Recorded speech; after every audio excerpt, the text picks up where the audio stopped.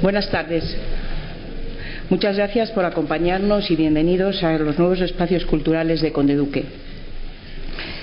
Quiero comenzar mi intervención dando las gracias a la Fundación Anastasio de Gracia por haber invitado a la Hemeroteca Municipal a este acto.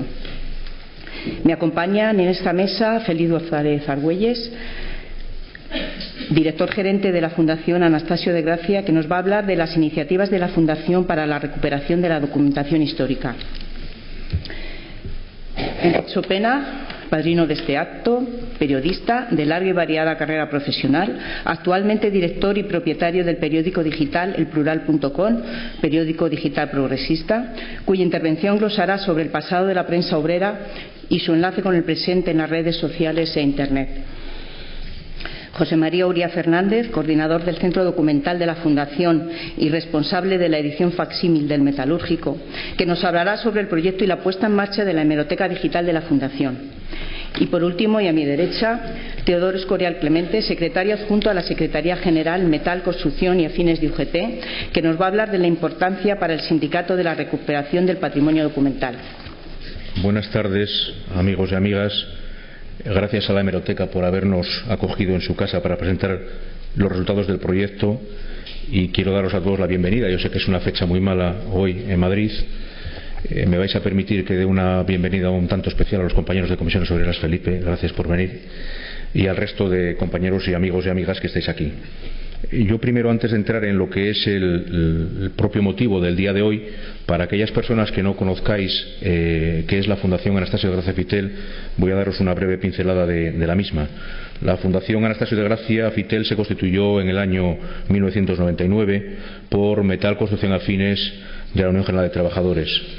Es el resultado de la fusión por absorción de la Fundación para el Análisis de la Innovación Tecnológica y Estudios Sociolaborales Fitel y de la Fundación Anastasio de Gracia. Tiene la consideración de fundación cultural privada de promoción bajo el protectorado del Ministerio de Cultura. La Fundación pretende ser un instrumento de análisis, reflexión y debate sobre los cambios económicos y sociales que repercuten en los sectores que abarcan la Federación del Metal y la Construcción y Afines de UGT, al tiempo que pretende promover también la cultura en relación con el mundo del trabajo, lo que se concreta en algunas de sus objetivos y actividades fundamentales, como es el estudio de la industria y la construcción, la promoción del debate social y económico, la generación de propuestas y alternativas a las políticas actuales, la recuperación y difusión de la historia de las industrias del metal y la construcción y la actividad sindical ligada a ellas, la gestión del archivo histórico de MCA UGT Federación de Industria y la promoción de actividades culturales. Dentro de una de los objetivos y de las actividades más importantes de la Fundación está el Centro Documental. La Fundación Anastasio de Gracia Fitel es depositaria de toda la documentación generada por MCA UGT, por decisión de su 25 Congreso Federal. Para poder atender con eficiencia esta misión, creamos en el año 2008 el Centro Documental, encargado de la organización, recuperación, conservación y divulgación del patrimonio documental de MCA UGT. Dentro de su estructura, que consta de archivo, biblioteca y hemeroteca, el Centro Documental ha desarrollado las siguientes iniciativas en colaboración con distintas entidades públicas y privadas. Hemos creado la colección Memoria de Hierro, con la financiación del Ministerio de la Presidencia, con cargo a las subvenciones para las víctimas de la Guerra Civil y el franquismo. En el año 2009 iniciamos un proyecto para recuperar la documentación y la historia de aquellos personajes que fueron líderes del metal y la construcción durante la Guerra Civil y el franquismo. El resultado de las sucesivas investigaciones ha sido plasmado en una colección de libros titulada Memoria de Hierro, de la que hasta ahora se han editado 4 volúmenes dedicados a Wenceslao Carrillo, Edmundo Domínguez, Anastasio de Gracia y Manuel Vigil Montoto, libro de reciente salida que hemos presentado el lunes en la ciudad natal de Manuel Vigil Montoto, en Gijón, y de la que en breve veremos el 5º, dedicado a Pascual Tomás. Hemos creado también un fondo documental de la acción sindical de MCA-UGT en el sector del automóvil. Este fondo recoge la documentación generada por las distintas secciones sindicales en las diferentes factorías de automoción. Hasta el momento se recibe con regularidad documentación de empresas como son Ford, Nissan y Renault. En el terreno de la conservación documental y bibliográfica se han desarrollado los siguientes proyectos.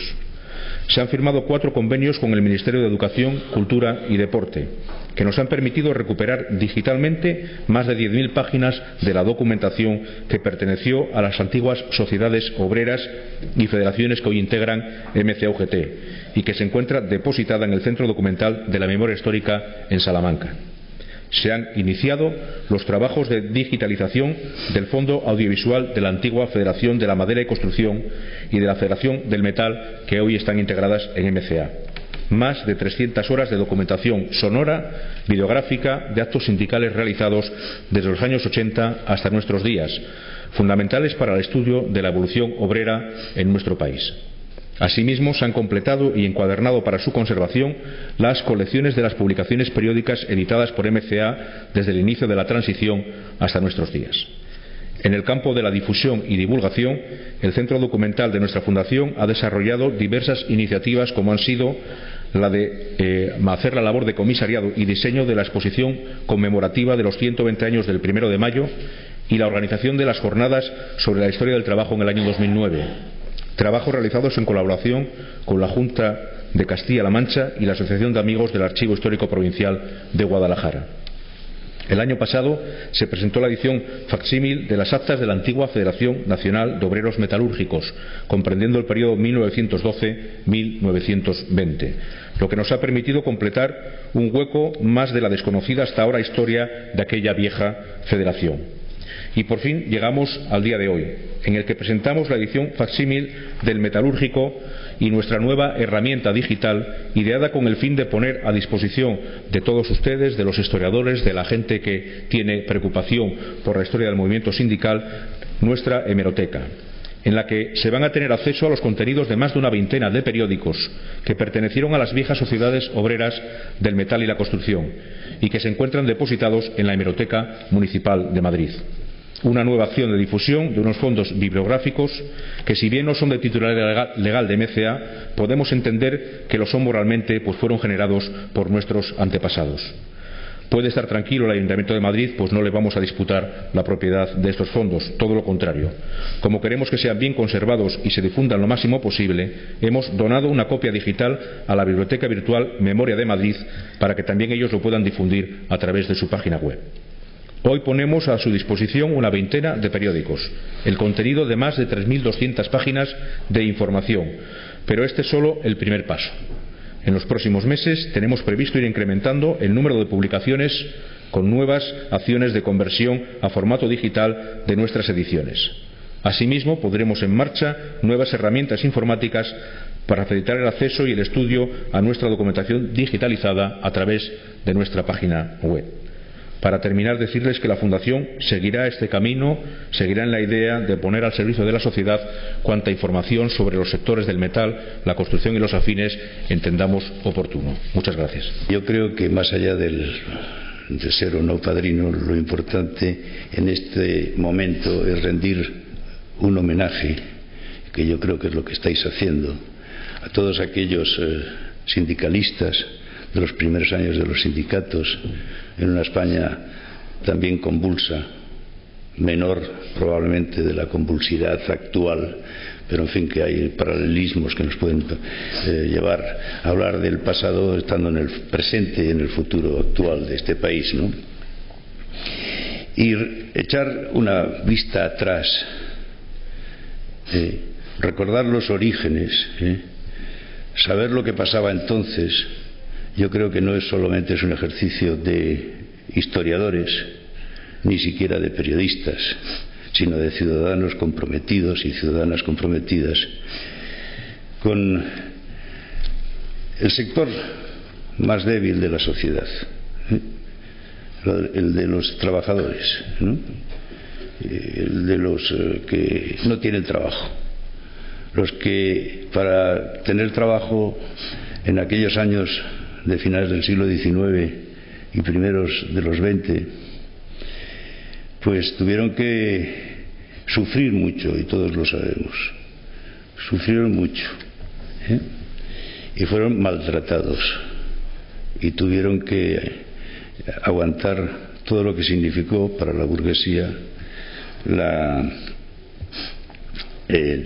digamos, para ser exactos, pues la revolución llamada industrial, que queda bonita, que queda bien, que probablemente abrió caminos para muchas cosas, pero dejó tirados a muchos trabajadores en aquella época, y ser trabajador ya era un delito casi en aquella época, ahora a veces también lo es, ¿no? Y poco a poco este sector de esta clase, la clase trabajadora, la clase obrera, se iba felizmente fortaleciendo a través de los sindicatos renacientes y en este caso concreto a través de las publicaciones de los medios de comunicación de la época, de los medios. Estamos todavía en la era Gutenberg, cuando ahora mismo estamos ya en la era del Internet, ¿no?, que es muy distinto. Pero aquellos compañeros y compañeras de entonces que hicieron posible periódicos como, por ejemplo, El Metalúrgico, ¿no? El Metalúrgico. Ahí creo que está, ahí, no sé si tengo algo que ver con esto, si soy padrino o no, pero en fin, en todo caso, me encanta como periodista, que es lo que soy y que es lo que he sido siempre, me encanta, me fascina poder ojear, ver. También en la Hemeroteca Municipal de Madrid, que yo creo que los ayuntamientos a veces también hay que reivindicarlos, ¿no? En esta época en la que no se reivindica nada y desde los gobiernos y desde mucha parte de la prensa española se atacan a las instituciones, a los políticos y también a los sindicalistas, en esta época tan aciaga. Bueno, pues que el Ayuntamiento de Madrid tenga esa hemeroteca en donde se pueda ir a buscar los orígenes periodísticos y los orígenes laborales de generaciones que no tuvieron la posibilidad de tener la cantidad de medios de comunicación que tenemos ahora. De todos los medios, desde los periódicos diarios tradicionales al Internet y a las televisiones y a las radios, en fin, una revolución también en la que hubo en los años desde mediados del siglo XX hasta ahora, ¿no? Quiero decir que la defensa de los trabajadores de la clase obrera, según algunos, como mi amigo que no ha podido estar esta noche, Manuel Fernández López Lito, que ha dejado sin embargo algunos papeles sobre el acto de hoy, y creo que será interesante que os lea una reflexión que a mí me parece muy interesante, pero al mismo tiempo quizás un poco optimista. Siempre se ha de ser optimista, pero veo que en este párrafo que os leeré de inmediato, dice: los medios de comunicación han sido siempre una herramienta esencial de la defensa de los intereses y derechos de los trabajadores, y lo sigue siendo. Claro, al decir los medios de comunicación, yo creo que es donde está el optimismo, porque parece que sean todos los medios de comunicación los que sean un instrumento, una herramienta esencial en la defensa de los trabajadores, o de los sindicalistas en este caso, de las dos cosas a la vez. Y no es así, no lo era entonces, y ahora tampoco. Por eso digo que Lito, que tiende a ser hombre optimista, en este caso ha sido demasiado optimista al decir esto, ¿no? Los medios de comunicación. No son los medios de comunicación, son medios de comunicación, algunos medios de comunicación, que cada 2 por 3 seguro, además, en aquella época, y en esta también, y en la de Franco no vale la pena que ni hablemos, pues seguro que constantemente esos periódicos eran confiscados, eran maltratados los que lo hacían, en fin, eran gente perversa para el orden de aquellos años, que son los del finales del siglo XIX, insisto, y el siglo XX. Por tanto, creo que es verdad que los medios de comunicación han sido también y son también herramienta de la defensa de los trabajadores, de los intereses de los sindicatos, de los que defendéis claramente a los trabajadores. Vuelvo a repetir, claro que es así, pero sabemos, por ejemplo, que entonces también y ahora de una manera especial, muchos medios de comunicación lo que son digamos, enemigos, claramente, no adversarios, enemigos de los sindicatos. Y eso es lo que en sectores muy influyentes de la política y del periodismo en este momento en España es una de las cosas que se han puesto de moda. Decía antes lo del ayuntamiento, pero está de moda cargarse todo lo que signifique política, democracia y, en este caso, defensa de los trabajadores. Todo lo contrario. Los medios de comunicación mayoritarios son medios de comunicación, ya no hablo del pasado sino del presente, una de cuyas obsesiones es acabar o reducir con el Estado, por supuesto, porque como son neoliberales, lo de los estados débiles, los instrumentos para defender a los trabajadores débiles, y cuanto menos existan mejor, y presentan a la opinión pública, como es sabido, y creo que es bueno decirlo en un acto como este, pues dejan contra las cuerdas permanentemente y presentan unos sindicatos, está lleno de gente que no trabaja, de liberados de no sé qué, de no sé cuántas veces lo hemos visto o oído en las televisiones, lo hemos visto lo hemos oído en las radios o lo hemos leído en determinada prensa. Si a eso se añade, y no me quiero alargar demasiado porque los bautizos van rápidos, ¿no? Pero, y por tanto yo que tengo de padrino pues tengo que ir rápido, ¿no? Pero lo que quería decir es que esto no es una cuestión puntual, esto está inmerso en el intento permanente de pensamiento único, que es el neoliberal y que es el que nos lleva a situaciones como la que estamos atravesando en este país, y de los cuales están siendo víctimas muchos medios de comunicación, o pueden serlo. Medios de comunicación en su mayoría escorados cada vez más a posiciones de derechas. Ahí están, no hace falta hacer un esfuerzo extraordinario. Y cada vez hay más recortes, no de los recortes que ya sabemos a los cuales estamos todos padeciendo, sino los recortes en este caso a la libertad de expresión, a la libertad de prensa, a la libertad de información, a la libertad para que haya periódicos y medios de comunicación que no sean los tradicionales y los que están claramente a favor de las políticas más conservadoras que estamos ahora sufriendo. Y es verdad. Yo os pregunto, hacer un pequeño ejercicio es muy fácil.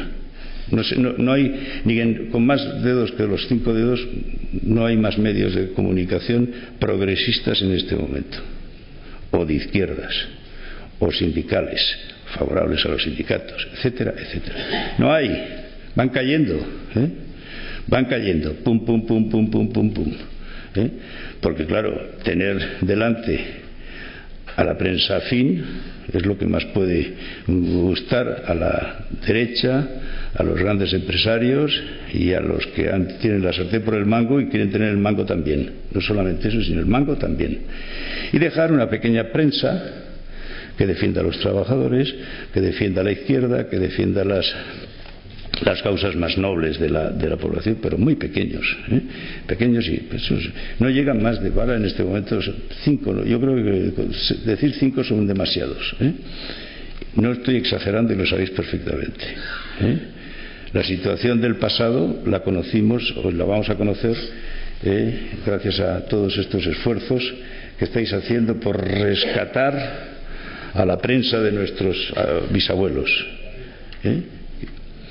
Pero ojo, porque empezamos a tener problemas muy graves en los medios de comunicación de este país. Los tuvimos durante 40 años. Llegó la democracia y todo fue, digamos, al principio por la línea que todos deseábamos más o menos que tenía que ir. y los periódicos hicieron en muchos momentos, y los medios de comunicación estuvieron, yo creo, muy acertados en general en la transición, que fue difícil, en la Constitución, en la defensa de las libertades, en las autonomías, en todo este tipo de cosas. Todas estas cosas son las que ahora están combatidas por la crisis, que es una fórmula clara de acallar y dejar a la gente fuera de juego. Yo no quiero ser, he dicho antes que Lito era optimista, yo no quiero ser pesimista, yo tiendo a ser optimista, y creo que hay que ser optimista y hay que luchar contra todo lo que sabemos que hay que luchar, porque si no va a ser la cosa muy difícil. Pero al mismo tiempo cada vez ves cómo esos recortes son también los recortes de las libertades. Esto ha pasado hace muy pocos días en Grecia. El periodista que quiso decir cosas muy importantes sobre la conducta de gente muy relevante en Grecia, de los que cortaban el bacalao, de los que siguen cortando el bacalao y que defraudaban a Hacienda. Esto ha salido en los medios de comunicación, y a ese periodista que tuvo el arrojo de decir y poner negro sobre blanco y tener esos datos, es el primero que han puesto en la cárcel o lo han detenido. A los presuntos delincuentes no los han detenido al mensajero. Eso es muy propio de la derecha en todos lados, en Grecia y en todas partes, en España y en Cataluña también. Y si no, mirar cómo la prensa catalana ha caído en manos de un nuevo magnate que se llama Artur Mas, que lo tiene todo comprado, vamos. Quiero decir con todo esto que yo no quiero ser pesimista, quiero, sin embargo, darme cuenta de lo que está pasando y deciros a todos vosotros, que supongo que compartís básicamente las cosas, con las matices que quedamos, es decir, con las contradicciones que pueda haber, que desde luego es en estos momentos muy difícil los medios de comunicación, sean de lo que sean, los contenidos de esos medios, si esos medios son medios progresistas, medios de izquierdas, que defienden las libertades, la justicia. Nos podemos equivocar, todos se pueden equivocar, a veces se nos puede ir la olla y decir alguna tontería. Eso pasa en todas las buenas y las malas familias, pero lo que no puede ser es lo que está sucediendo, lo que está sucediendo. Y yo creo que vosotros lo entendéis muy bien. Yo puedo estar satisfecho y estoy muy satisfecho de un acto como hoy, y me hubiera gustado poder decir que lo que decía Lito era verdad. No digo que mintiera, ni mucho menos, pero digo que ojalá pudiéramos decir que bien como están abriendo periódicos, medios de comunicación, unos más de un lado, otro de otro lado, pero en fin, todos ellos digamos con una unidad básica, ¿no? Todo lo contrario. Estamos en uno de los peores momentos, y hablo desde el punto de vista estrictamente periodístico, que estamos pasando. Yo llevo casi 50 años en este oficio, he conocido la dictadura de Franco, siendo yo periodista, he pasado muchos años, he defendido siempre las mismas ideas básicamente, con algunos matices, y he estado siempre muy satisfecho de poder ayudar como periodista a una sociedad mejor, ¿no? Pero esto se está acabando, o se puede acabar, este tipo de cosas. Espero equivocarme, deseo equivocarme y ser padrino de una nueva era, que sea la era de la recuperación de las libertades. Gracias. Lo que hemos hecho es recuperar y poner en valor un tesoro, un pequeño tesoro que andaba allí oculto en la hemeroteca municipal, y que es un tesoro de ideas, de reflexiones, de pensamientos, de cómo se veía el sindicalismo en aquella época, de formación, de un tesoro que ponemos a la mano de todos ustedes.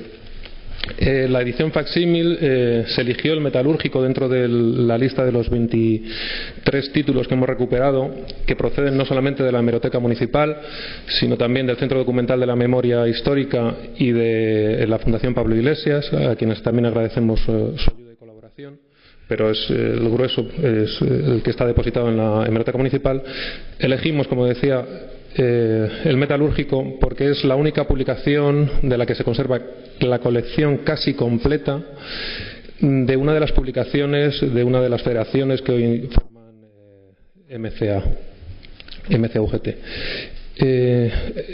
Recorre los 30 primeros años de historia del siglo XX en nuestro país, desde la fundación de la Federación Nacional de Obreros Metalúrgicos allá en el año 1903, y que nada más fundarse decide integrarse en la Unión General de Trabajadores. Además de la publicación de la Federación Nacional de Obreros Metalúrgicos, hemos incorporado también el Metalúrgico Español, de nombre parecido, pero adscrita a la Federación Metalúrgica Española, que era de significación anarquista. ¿Por qué? Porque transcurren paralelamente sus vidas en esos momentos, y porque muchas de las sociedades obreras que constituyeron la Federación Metalúrgica Española con el tiempo evolucionaron y acabaron pasando a integrar las filas de la Federación Nacional de Obreros Metalúrgicos, de la UGT.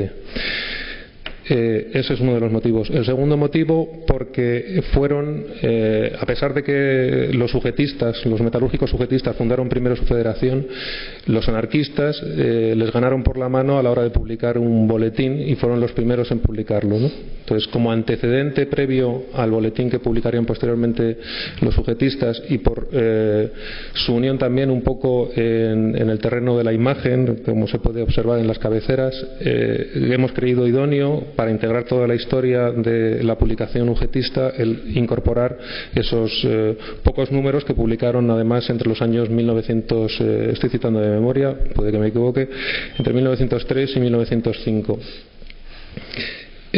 Por otro lado, también hemos recuperado, gracias a la Fundación Pablo Iglesias, los pocos boletines que quedan, que son 3 boletines del año 1908 al 1909, la publicación original de la Federación Nacional de Obreros Metalúrgicos. Y por último, la colección de El Metalúrgico, que es el nombre que recibe el boletín ugetista a partir del año 1927. Tras un congreso en el año 1925 en el que se decide refundar esa publicación que venían elaborando desde el comienzos de la Federación, y que deciden cambiarle ese nuevo nombre y darle una periodicidad mensual y mucho más profesional, con una imagen mucho más profesional. Eso lo deciden en 1925, y a partir del año 1927, de enero, empiezan a publicar periódicamente El Metalúrgico. Apuestan decididamente por el periódico, y en el año 33 deciden darle ya una imagen mucho más profesional, pasando a un formato tabloide. De ahí que vean ustedes que el último tomo, el tomo tercero, tiene un tamaño más grande. ¿Por qué? Porque como hemos querido ser respetuosos con el formato original de la publicación, hemos querido respetar esos tamaños originales. Y a partir del año 33, bajo ya la dirección, además de Pascual Tomás, se decide cambiar a ese otro formato. No hemos sido ortodoxamente en la concepción de esta publicación facsímil respetuosos, porque hemos querido darle al mismo tiempo un uso, una practicidad, si me permiten el término, para cualquier persona que se acerque al libro, ¿no? Que pueda encontrar todos los datos que en ellos están. Y para ello hemos elaborado unos índices onomásticos, geográficos, identidades, y además un índice de autor-artículo. Hemos vaciado toda esa información, y de manera que las personas que se acerquen a esos libros puedan buscar rápidamente cualquier dato dentro de estas más de 700 páginas que hemos recuperado. ¿Por qué digo que no hemos sido ortodoxamente respetuosos, ¿no?, a la hora de hacer facsímil? Es que hemos numerado las páginas, hemos añadido un pequeño detalle que hemos tratado de ser lo más escrupulosos y que se viera lo menos, para que al mismo tiempo permitiera ese uso de buscar en las páginas, ¿no? Entonces hemos modificado el original un poquito para que todo el mundo tuviera acceso a la información. Y en líneas generales eso es lo que hemos hecho con la edición facsímil. El resto de la documentación digitalizada, como hablaba Inmaculada, lo hemos volcado en nuestra web, que voy a pasar a presentarles, constituyendo lo que es la hemeroteca digital dentro de nuestro centro documental. Se ha combatido a los sindicatos hasta un extremo absolutamente bochornoso, que sería para que la de las mamandurrias estuviera en algún otro sitio, pero esa que habla de tanto de las mamandurrias ha dejado 30 y tantos años de dirigente política en el ayuntamiento, en el gobierno, como es tan liberal, va evidentemente a un ministerio para que la den un puesto, pero al día siguiente se va de mítines. O sea, es decir, eso no son mamandurrias, eso es lo natural de la derecha que tenemos en nuestro país. Y por lo tanto, o empezamos a combatir estas cosas desde el convencimiento de que no podemos meter la cabeza debajo del ala, o lo combatimos o nos van a meter en la alcantarilla a nosotros. Y por lo tanto, como yo creo que tenemos absolutamente razones más que suficientes para defender lo que estamos defendiendo y combatir lo que estamos combatiendo, de ahí que yo creo que lo del día 14 de diciembre va a ser el 14 de noviembre va a ser un escalón más en esta confrontación que estamos manteniendo para defender las posiciones de los conjuntos de los sindicatos, y evidentemente yo creo que tenemos que reforzar nuestras posiciones, porque si no, evidentemente lo vamos a pasar muy mal. Decían algunos y dicen que nunca hemos tenido tantos medios, cuestión que yo pongo en interrogante, porque evidentemente los medios que hoy se disponen los mismos que detentan todo el poder para seguir defendiendo sus posiciones, y por lo tanto no es verdad que tengamos tantos medios. Yo ahí comparto absolutamente la reflexión que hacía el amigo Enrique. Es decir, prensa de izquierda, yo ya digo que nos quedan dos. Es decir, ver la televisión al intermedio, al Gran Wyoming, y leer al plural de vez en cuando. Y si es posible todos los días, mejor. Pero los compañeros también tienen lo que tienen. Y por lo tanto, para mantener eso se necesitan absolutamente posibilidades. Veremos a ver lo que nos dura el Gran Wyoming una vez que la Antena 3 ha comprado la sexta, y por lo tanto a lo mejor ya dentro de poco no nos queda nada que ver en una televisión medio decente, para los que pensamos de una determinada manera. Evidentemente los de la derecha deben estar encantados. Y como esto no es una cuestión de ser optimistas o pesimistas, diría algún filósofo que un pesimista es un optimista informado. Entonces yo en este tema no sé si tiene razón Enrique o tiene razón Lito. En cualquiera de los casos la situación la tenemos complicada, pero nunca ha sido fácil para las organizaciones sindicales y para los sindicalistas y para los trabajadores, porque si las cosas hubieran sido fáciles hubiéramos progresado mucho antes hacia unas posiciones que nos ha costado muchos años llegar y que en 3 días nos hemos retrocedido 30 años. Es decir, lo que nos cuesta muchos años conseguir, en 3 días, desde el año 2010, infausto 10 de mayo del 2010, hasta hoy hemos retrocedido 30 años en nuestro país, en niveles de renta, en niveles de derechos, en niveles de protección, etcétera, etcétera. Nadie nos acordamos ya de una reforma laboral hecha en enero de este año, que iba a ser la panacea, que iba a resolver los problemas de este país. Evidentemente ha resuelto los problemas de las empresas, algunas, pero de los trabajadores hay 800.000 parados más que había hace un año.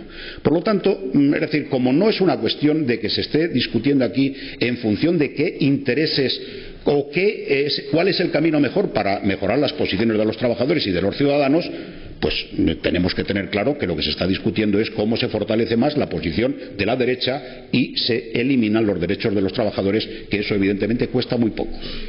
Ya hoy en el reglamento antes de ayer aprueban lo de los empleados públicos no funcionarios, y por lo tanto, es decir, esto no son insaciables, y o nos preparamos o peleamos, o alguien, como podría decir algún día, es que ¿cómo es posible que estemos permanentemente en las movilizaciones? Entonces la única respuesta razonable que se puede dar a esa reflexión es si hay alguna razón objetiva para quedarse en casa.